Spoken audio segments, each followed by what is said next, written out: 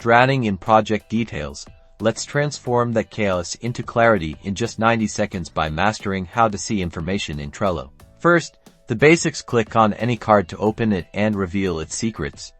Inside, you'll find descriptions, checklists, due dates, attachments, and even activity logs. This is where the real details live. The description field is your canvas.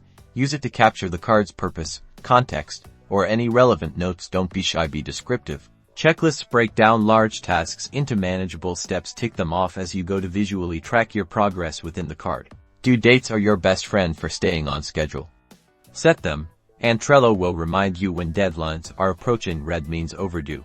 Labels add a splash of color and categorize your tasks at a glance. Use them to signify priority, task type, or anything else that helps you filter information visually. Speaking of filtering, use the search bar and filter options at the top to narrow down your view.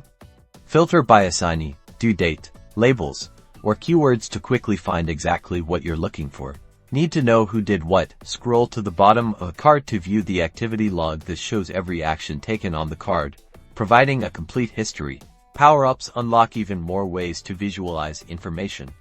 The calendar power-up, for example, lets you see all your due dates in a calendar view for bird's-eye project management. Similarly, the timeline power-up visualizes project dependencies and progress across time. Experiment with different power-ups to see what fits your workflow best. And there you have it. By mastering these tips, you'll be able to effortlessly see and interpret information in Trello, boosting your productivity and keeping your projects on track. Now go forth and conquer.